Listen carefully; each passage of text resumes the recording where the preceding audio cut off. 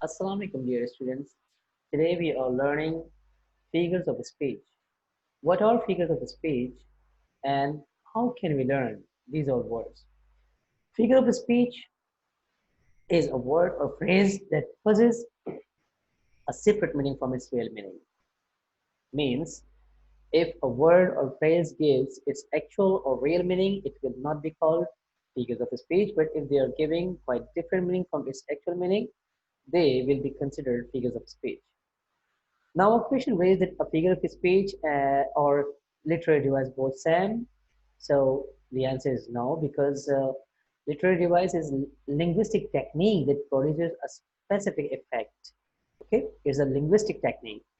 But if you see, on the other hand, a figure of speech, that is means a word or phrase which are used out of their literal meaning, means out of their ordinary use. So they are called figures of speech. I hope that this is clear to you. Now the word adjunction. What is adjunction? Adjunction is a figure of speech in which a word or phrase or clause is placed at the beginning or at the end of a sentence, but it is unnecessary part of the sentence. If you use it or do not use it, your sentence will give you complete meaning. But it is used and applied mostly in the beginning or at the end of the sentence. Now here you can see with this example, either with disease or age, physically beauty fades. Now physically beauty fades is a complete sentence. Either with disease or age is actually an adjunction. Adjunction. Over and over, all birds fly in the sky. All birds fly in the sky is actually a complete meaning, giving you complete meaning. But over and over is actually an adjunction here. Okay, so I hope that it is clear to you. Now the second word is alliteration. What is alliteration? Alliteration is the repetition of beginning sounds, or you can clear it that repetition of beginning sound of beginning consonant sound, not vowel. Okay, when a sentence has so many words, but all words starting with consonant sounds, you will call them alliteration. Just like seller sells seashells. Okay, S. So all four words have consonant sound. Okay. Now here Nick needs a notebook. So here Nick needs a notebook means consonant sound N. So here you can call it alliteration. Blue baby bonnets. It is also one of the biggest example of alliteration. I hope it is clear to you. Now we have anaphora. What is anaphora? Anaphora is actually a technique where several phrases or verses begin with the same word or words. Let's see that what is actually a technique. I came, I saw, I conquered. If you just go through this sentence, you will see that all these three sentences starting with I. Okay, and I is a word which is actually a technique used, to give complete meaning. But it is a technique. This technique is called anaphora. Second example: mad world, mad kings, mad composition. So here mad is actually used as an anaphora. You can get complete meaning of anaphora. We laugh, we love, we sang. So here once again you can get the complete meaning, but anaphora is used by the word we. Okay, we live, we love, we lie. It is one of the best song of Alan Walker. So this is called anaphora. Now the word anticlimax and climax. What is anticlimax? Anticlimax means descending. It is used to descend the importance, or it is called the unlike climax. Means it is not like climax. It gives quite different meaning. I mean, it gives quite different meanings. Suppose if you're approaching to the highest point, but suddenly you realize it is the lowest point. So that is called anticlimax. And once again, I'm repeating my word. That anticlimax means that suppose you think that you approach the highest point, but it is actually the lowest point. Suppose someone's excitement turned into disappointment. He is very excited. Suddenly, his excitement turns into disappointment. Or she is a great writer, a mother, and a good humorist. So a great writer means that it gives complete meaning. But a mother and a humorist, it is not giving complete meaning. So from upper point to lower point, it is called anticlimax. He lost his family, his car, his cell phone. So what is the need to talk about cell phone when he lost his family? While the climax, what is climax? Climax is the highest point of turning towards a conclusion. It can be the most exciting part of the story. Fine. So climax is quite different from anticlimax. Means it is the highest point, or anticlimax is not the highest point, from highest to lower point. Okay, lowest point. So people were almost fulfilling their desires. Suddenly, COVID-19 disabled all of them. It is the biggest example of climax. Okay, I hope that it is clear to you.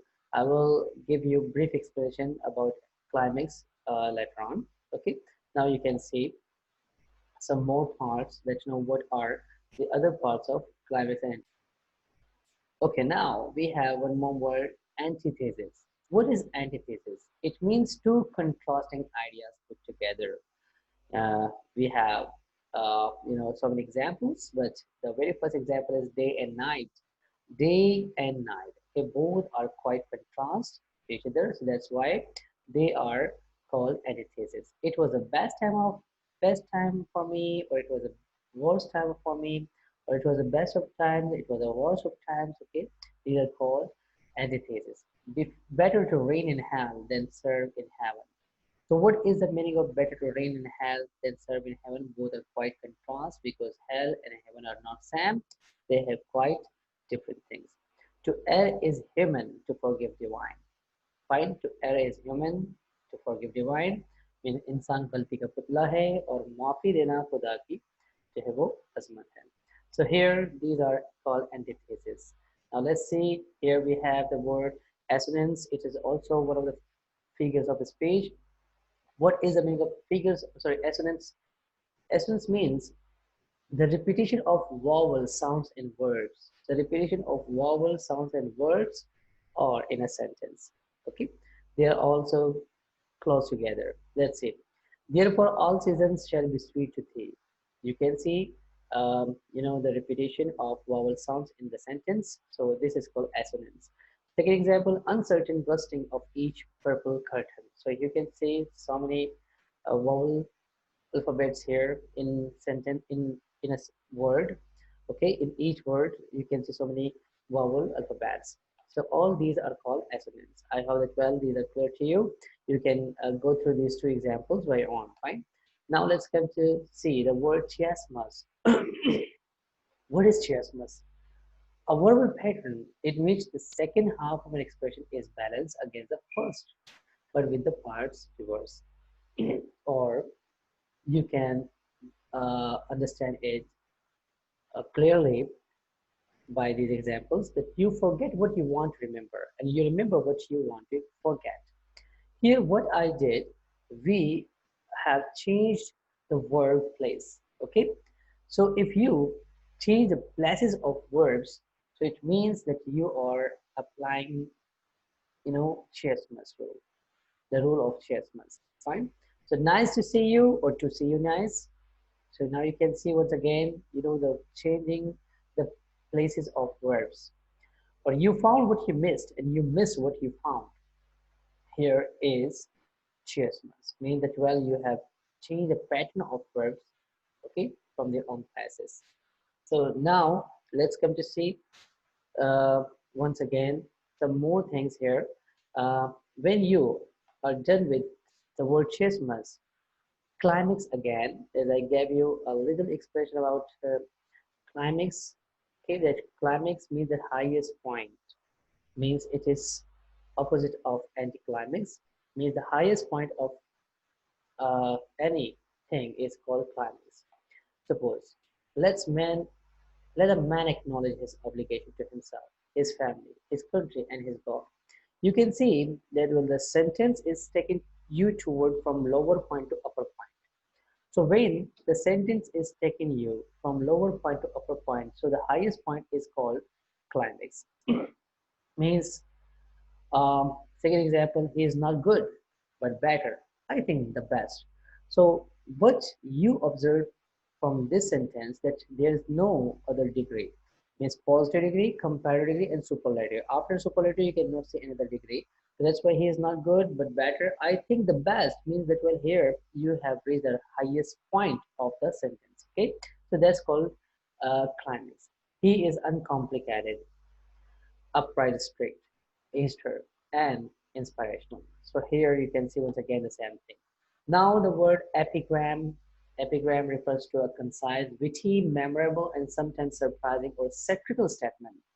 What is the meaning of epigram? You have done with all these 4 and 5 words: that concise, witty, memorable, and surprising. So now, the more corrupt the state, the more numerous the law. So here you can see a statement, but it is concise, witty, memorable, and surprising. Fine, I can resist everything but temptation. You have given a sentence, but here you have seen concise sentence, but there is, that you can see whole meaning in it, that you can resist everything, but temptation is not allowed. You cannot resist it. Okay. Mankind must put an end to war, or war will put an end to mankind. So what happened here? You have reversed the sentences, but now you can see that well the type of sentence that it is, witty sentence, and it is this pattern is called epigram. I hope that we have understood from these 3 examples. Now we have a very nice figure of speech that called euphemism. Euphemism means that use those words or replace those words, okay, which are more polite or more pleasant. Fine. As you can see, bun. Bun is a word, but if you are using homeless for this instead of it, so it means homeless is more polite than bun. Okay. Or you can say, I fired you. So if I say that, okay, you can go. So now letting go means that we're letting him go instead of fire him. So well now you can see that well what is more polite in these two. So from these two you can see that well letting him go is more polite than fire him. Passed away and died. Once again you can see that to pass away is more polite word than die. Put to sleep instead of euthanize. So here, sleep is good word, euthanize is uncommon word, so that's why it is good to say these words in polite way. So there is also a figure of speech. You have learned it. Okay. Now here, what is the meaning of hyperbole? Hyperbole is exaggeration. What is exaggeration? When you want to exaggerate the effect, when you want to exaggerate the effect or thing, so that time it is called hyperbole. Suppose I have told it 1,000 times. It does not mean that you have told him 1,000 times. It means you don't have any other work to do. You keep telling him to do the same thing. You keep telling him not to do this thing. So what does it mean? You are hyperbolic. Okay? You are hyperbolic. You are actually exaggerating your words. Fine. Some other sentences. Here, okay. Here we have once again we have some more sentences waiting for us. Okay, so now the sentence hyperbole means exaggeration. Now you can see second example, I can make better than everyone. It means you have this skill to do better than everyone. You don't believe on other people that well they can do better than you. So it is hyperbole, means exaggerating. Or this project costs $1 billion. Maybe that you are lying, maybe that you are exaggerating the words. Okay, so these type words are considered in figure of speech hyperbole. Okay, now we have a word irony. Irony, it shows opposite meaning. What is the meaning of irony? Means if you are saying these words, or if you're using this word irony, it means it will give quite different meaning from its literal meaning. Suppose um, the Titanic was said to be unsinkable. Everyone knows it well. Whoever has made it, yes. So the Titanic was said to be unsinkable. means when it was designed. So the time, so the time, the person who made this Titanic, he believed in this word that it is unsinkable. So it is called irony. Okay, but what does it mean? It will the Titanic sank. Okay, you had proud over your wealth. So why should a person proud over his wealth? It means it is also called irony. If a person has wealth, he becomes proudy mostly. So that's why it is called irony. Yes. So now the word is very for us. That's called metaphor. Metaphor means to unlike things or to unlike ideas. Suppose it compares to unlike things or ideas. Heart of stone. Heart of stone. It is impossible that stone, heart of stone, when we know that the heart is made up of flesh, but heart of a stone, it is metaphor that you are giving characteristics with people to unlike things you are matching them. Time is money. Time is quite different thing. Money is different, but you are matching them. You are bringing them okay together, so they are used, you know, as a metaphor. The world is a stage, said by William Shakespeare that the world is a stage. Now, everyone believes when it was used in the Seven Ages of Man, everyone believed that well, the world is a stage. Fine, but the world cannot be a stage. Fine. So, according to William Shakespeare, he said the world is a stage, and we start believing him that yeah, the world is a stage, and every man and woman are merely uh, actors and actress. So, they two sentences are actually giving, they were used as a metaphor. She is a night owl. She is a night owl.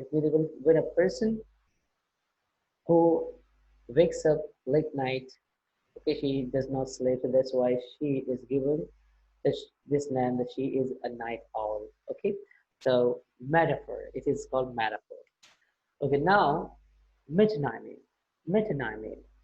What is metonymy? It means when you are using the word metonymy, it is used a characteristic of the word. How? Suppose you are using the word crown. So crown can be placed of a royal person. Means you said, well, oh, he is a royal person. So I can say, well, if he is a royal person, he might be crowned. So crown is actually showing royalty of this person. So it is called metonymy. Fine. Okay. The restaurant, they refer the staff. When you're talking about the restaurant, it means so many staff will working there. So everyone will believe that yeah, staff is there in the restaurant. So staff has connection with restaurant. Okay. Dish. When you say dish, it means an entire plate of food. Fine. So food means plates, entire plates of food. It will be called dish. Yes. After that, we have one more good word, good figure of speech. That's called oxymoron. Oxymoron means show contradiction. How do we use them? How do we use the examples of oxymoron? Means it has two contradictory terms used together, just like act naturally. Act naturally. Naturally means uh, when you are natural in something, you cannot act. But when you're using act naturally, it means okay, what does it mean? It means that बहुत अच्छी तरीके से है, बिल्कुल कोई इसमें जो है झूठ नहीं था. So act naturally. But now they both are contrast words. They are used and giving you quite different meaning. That's why it is called oxymoron. Suppose small crowd. Crowd. How can a crowd be small? Crowd किस small हो सकता है, लेकिन crowd है. अब अगर small crowd है तो ये समझ में ना आने वाली बात है. तो small crowd it is called oxymoron. Two contradictory words are arranged together and they are giving you a sense of knowing. So that's why it is called oxymoron. Free market. Market cannot be free because market is always rush. Okay, you can see rush in the market, but free market means you are free to work there. Okay, seriously funny. How can it be when seriously funny? I said, wow, he is seriously too funny. So seriously funny means that a person is very funny. Okay, cruel kindness. Cruel kindness. They are quite different words, but they are giving you this meaning. Parting is such sweet sorrow. Sweet sorrow. How can a sorrow be sweet? So oxymoron. Open secret. Original copy. Living dead. All these are the examples of oxymoron. I hope that you are getting these words. After that, paradox. What does it mean? Once again, paradox is also giving you contradict meaning, but a true statement of human nature that we speak. What is true statement? Means it will be showing bitter or good statement about human being. Is I'm nobody. It is true statement that your value is nothing. Okay, I'm nobody. Or truth is bitter honey. Fine. It is paradox. It is paradoxical sentence. So truth is bitter honey. Honey, you can say that honey is sweet, but bitter honey, it is actually, a statement about human nature. Yes, being human is better than be human.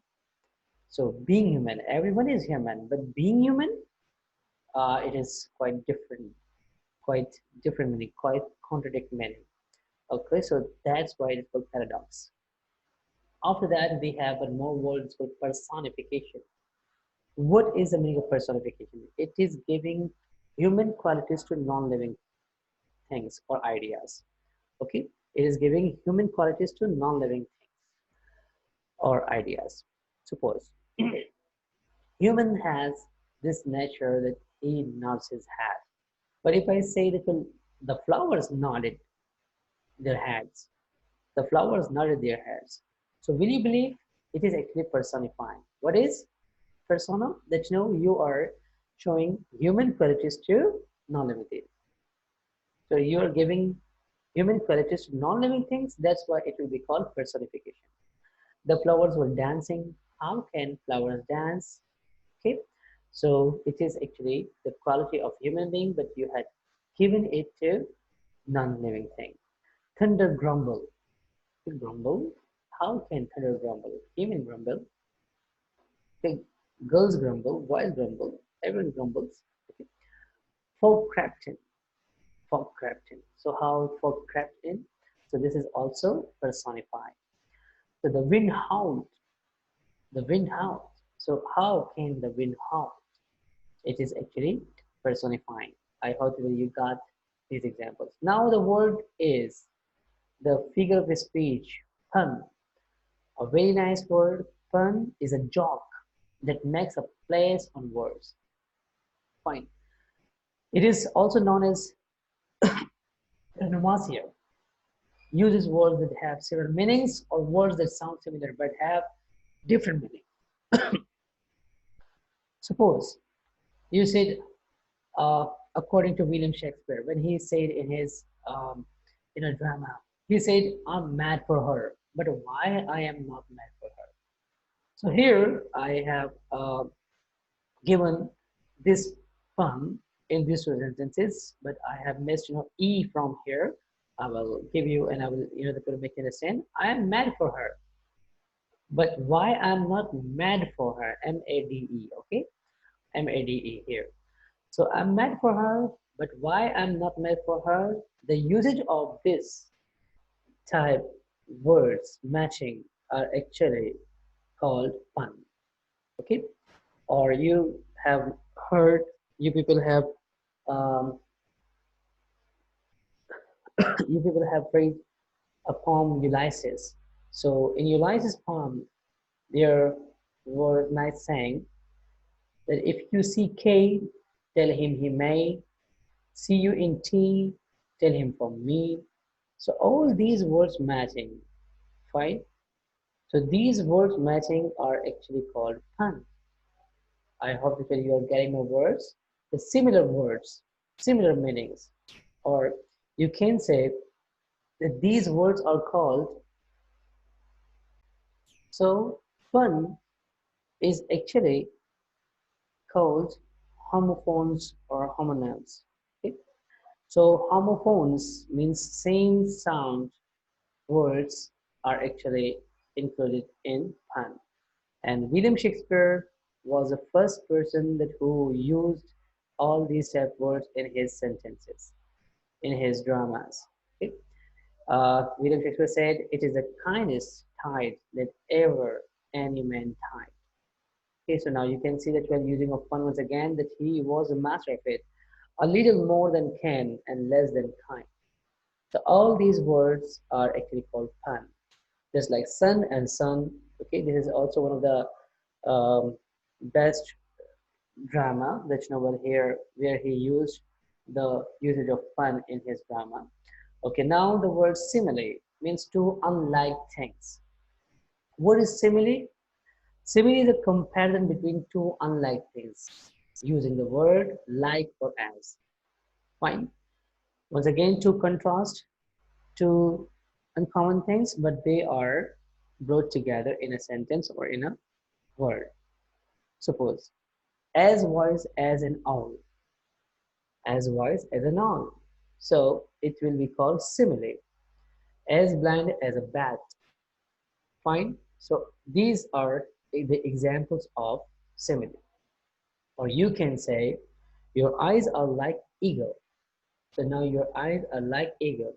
If you say your eyes are eagle, okay, or you are eagle, it is metaphor. But if you say your eyes are like eagle, it is not metaphor, it is simile. Because you have used the word like in the sentence. Or you can say eats like a pod. So here eats like a pod. If you say eats pod, so that's another thing. Eats like a pod. So here you are actually using the word simile. I hope that you can get these meanings. Now we have one more. So I hope that you have understood the word simile. That's one of the biggest and good word which you people have learned. Now, synecdoche. Synecdoche. What is synecdoche? When a part is represented by a whole, or the whole is represented by a part, it's very easy. Suppose you are giving an example, uh, plastic. Now, how many things can you make with plastic? So credit card, if you use the word credit card, so it is directly or indirectly indicating the word plastic. Okay, so a part is represented by a whole, or the whole is represented by a part means this. Suppose if we say army, so automatically you have so many options in your mind that well, army, soldiers, okay, captains, fine. So all these words can be there in your mind. So this process is actually called synecdoche. Synecdoche. I hope that you have understood this word clearly. And then we have the word tautology. Tautology. Tautology means repetition. It's a repetitive use of phrase or words which have similar meanings. Or in other words, it expresses the same idea, same thing. Suppose I said, shout it out loud. Shout it out loud.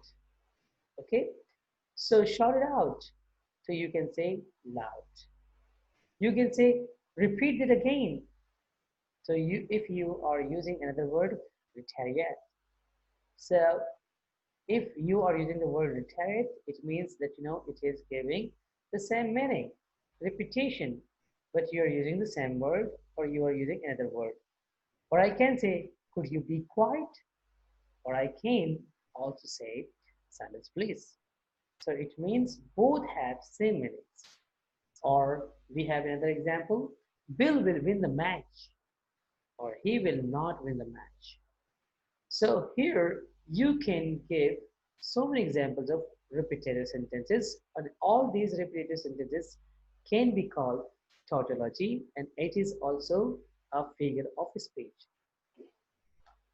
Now we have one more word, understatement. What is understatement? when a writer or a speaker gives less important the thing that what it really is. Suppose I've got so many examples of it under statements. Corona disease is not dangerous. So it means uh, you can see so many examples, thousands of examples, that how many people died in the entire world, but this person is not giving any value to corona disease. So that's why it is underestimating him. So that's why it is called understatement. Okay. Atomic bomb blast is too noisy. It means atomic bomb blast is too noisy. He does not have any fear from atomic bomb, but he is calling his voice, sorry, he is calling it noisy. So that's quite underestimating it. Fine. So this process is called understatement. I don't know why people are impressed with Michael Jackson. Oh, wow. This is very, absolutely, nothing, but he might be fooled when he's saying like this. But I don't know why people are impressed with Michael Jackson. The whole world is, going after and following Michael Jackson, and this person is not impressed with him. Wow, this thing is called word understatement. I hope if you got this word. Okay, now you have heard Selecta K once again, but here the last word zeugma. What is zeugma? When a single word is used with two other parts of a sentence, but must be understood differently in relation to each. It is also known solipsis or semantic solipsis. Now, let's learn in this novel what is this hell. Zigma is very nice word. Suppose I said he took his hat and his leave. Means a single word is used with two other parts. Okay? Single word is used with two other parts of sentence, but must be understood differently in relation to each. So I said she broke his car and his heart. So now he used broke for two different things, that his car and his heart. So this process is called zigma. Suppose I saw lots of thunder and lightning. So here I saw lots of thunder and lightning. Thunder and lightning are different things, but he saw them. So that's why it is called zigma. Okay, I ignored his voice and entrance in the hall. Fine. So the person who came in the hall, now you ignored him. You ignored his voice. You ignored his entrance. It means you are not giving him value. Okay, so that is called zigma. Fine. I hope that you have understood each and every point about figure of speech. If you have any difficulty, any problem, you can share with me. We will see once again in the same class next time, and I hope that you people will learn so many things. If you people are facing any problem in making sentences, you can try them all. I hope that you have got. Okay, thank you.